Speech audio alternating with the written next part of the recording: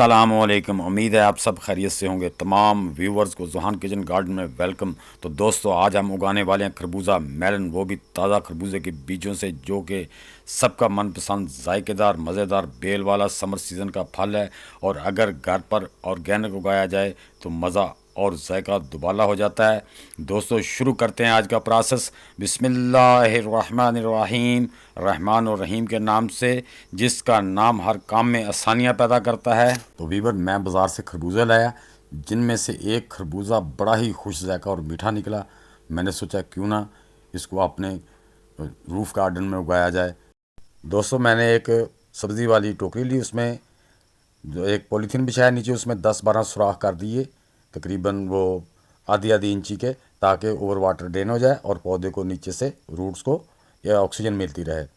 तो उसमें मैंने वो डाल के, उसमें जो मैंने 60% सोइल ली, 30% में उसमें डिकम्पोस्टेड गोबर और किचन वेस्ट की खाद मिलाई, और 10% मैंने उसमें लीव मोल्ड और वो जो वाटर होल्डिंग और रूट डेवलपर मीडिया डाल के एक कंपोस्ट बना के, एक पुडिंग बना के उसके अंदर ऐड कर दी। और उसको मैंने पानी लगा के बत्तर कर दिया, तर बत्तर जिसे पंजाबी में कहते हैं, ना ज़्यादा गीली मिट्टी और ना खुश्क और ना पानी की तरह।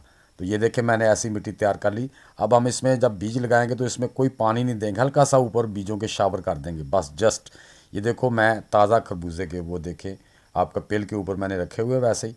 तो अब हम इनको इस बास्केट में 3-4 जगह लगा देंगे, लगाने वाले हैं। ये देखो, एक बीज लिया, यहाँ पे रख दिया, और देख लेना है जो बीज हेल्दी हो ना वो लेने हैं आपने। बीज को देख लेना है अच्छी तरह, हेल्दी बीज लेना है आपने, वो ऐसे रख देना है। आप ज़्यादा बीज भी लगा सकते हैं, अगर उनकी जर्मिनेशन हो जाएगी तो जो ज़रूर आपके ज़रूरत के मुताबिक है वो रख लें, बाकी बीज निकाल दें, उसके पौधे निकाल दें। तो मैं बहरहाल 3 बीज ही इसमें लगा रहा हूँ बास्केट में।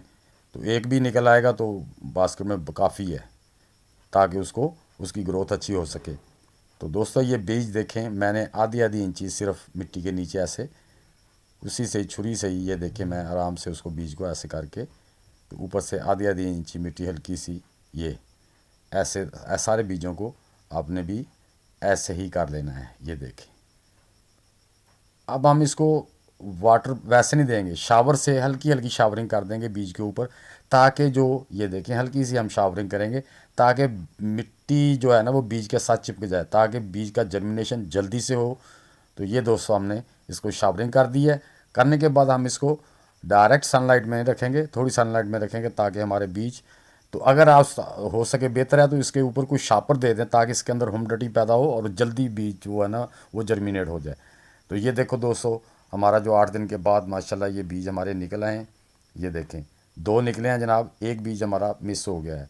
कोई बात नहीं, 2 ही काफ़ी हैं हमें, हमें एक भी एक टोकरी में काफ़ी था। तो बहरहाल वो भी इसलिए रखते हैं कि खुदा न खासा एक बीज किसी वजह से ख़राब हो जाता है, सूख जाता है, तो एक पौधा तो हमारा बास्केट में बचा रहे। तो दोस्तों, अब ये देखें, 1 मंथ के बाद माशाल्लाह हमारी क्रॉप कितनी बड़ी हो गई है।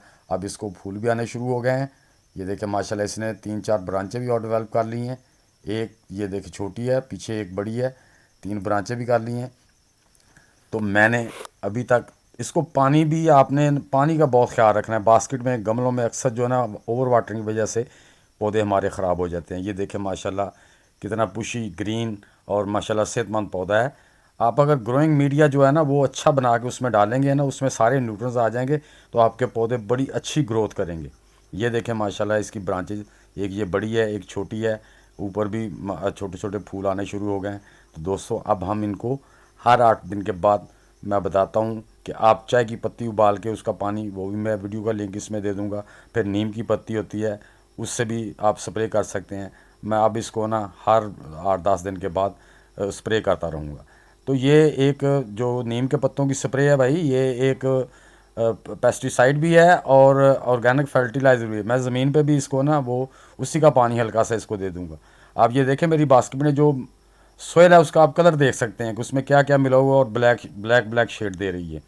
तो दोस्तों, आप भी इस तरह आसानी से अपने घर में, टेरेस गार्डन में, रूफ़ गार्डन में, या आपके पास कोई ज़मीन है आगे घर में, तो उसमें बड़ी आसानी से, और ज़मीन में तो क्या कमाल है, ज़मीन में तो फिर उसमें और भी बहुत से कुदरती न्यूट्रिएंट्स होते हैं, तो आपका पौधा बहुत जल्दी ग्रो करता है बनिस्बत गमले और बास्केट के। दोस्तों, मेरी ये वीडियो आपको अगर अच्छी लगी है तो कमेंट बॉक्स में ज़रूर लिखना, और जो दोस्त मेरे चैनल पर नए हैं वो मेरे चैनल को लाइक और सब्सक्राइब कर दें और बेल आइकन को ज़रूर दबा दें ताकि हर आने वाली वीडियो का नोटिफिकेशन आप तक पहुंच सके।